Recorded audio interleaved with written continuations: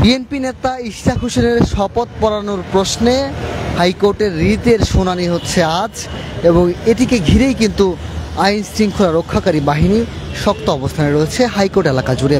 আমরা সকাল থেকেই দেখেছি যে পুলিশ, বিজিবি এবং সেনা সদস্যরা এই হাইকোর্ট এলাকায় অবস্থান নিয়েছে। আপনাদেরকে একটু জানিয়ে রাখতে চাই যে মেয়র ইশরাককে শপথ পড়ানোর দাবিতে টানা ৮ম দিনের মতো আজও কিন্তু আন্দোলন করছে তার সমর্থকরা।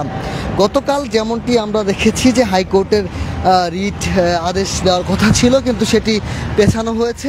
দ্বৈত হাইকোর্ট ব্রাঞ্চ গতকালে এই আদেশের জন্য এই দিন ধার্য করেছে। গতকালকেই আদালতে ইশরাক হোসেনের পক্ষে ব্যারিস্টার এম মাহবুবউদ্দিন খোকন ও ব্যারিস্টার কায়সার কামাল ও রাষ্ট্রপক্ষের deputy attorney general barrister Mahfuzur Rahman Milon ও রিট আবেদনের পক্ষে অ্যাডভোকেট মোহাম্মদ হোসেন শুনানি করেন।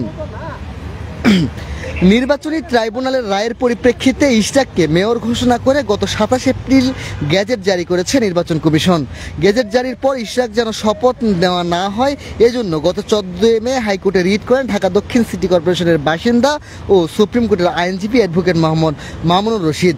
এই যে রিট দায়ের করা হয়েছে সেই তারই পরিপ্রেক্ষিতে কিন্তু আসলে আজ তার শুনানির দিন ধার্য করা হয়েছে। গতকালকে যেমনটি আদেশ আসার কথা ছিল, সেই আদেশ কিন্তু এখনো আসেনি। সেটি কিন্তু আজকে আমরা যতটুকু জেনেছি বিশ্বস্ত সূত্রে যে 11টার মধ্যে এই ইঞ্জিনিয়ার ইশরাক হোসেনের সমর্থকরা তারা বলছে যে তাদের যে দাবি যে ইঞ্জিনিয়ার ইশরাক হোসেনকে ঢাকা দক্ষিণ সিটি কর্পোরেশনের মেয়র হিসেবে শপথ গ্রহণ করানোর যে দাবি, সেই দাবিতে অনড় রয়েছে তারা, এবং তারা বলছে যে দাবি আদায়ের আগ পর্যন্ত তারা কিন্তু রাজপথ ছাড়বে না। আর এদিকে ঢাকা দক্ষিণ সিটি কর্পোরেশনের বাসিন্দা যেই রিট করছেন হাইকোর্টে, সেই রিটের শুনানির আদেশ আসবে আজ, এবং এই আদেশের ফলে পরেই জানা যাবে কিন্তু আসলে যে কী ধরনের সিদ্ধান্ত আসতে চলেছে। এই আদেশের জন্য অপেক্ষা করছে ইশরাক হোসেনের সমর্থকরা, এবং সেই আদেশ কিন্তু আজই হাইকোর্ট থেকে দেওয়া হবে। এবং আমরা যতটুকু জেনেছি যে 11টার মধ্যেই এই আদেশ, বেলা 11টার মধ্যেই এই আদেশ কিন্তু দিবে হাইকোর্ট থেকে। এবং Immigration to Canada. We provide the best quality service and solution for Canada immigration.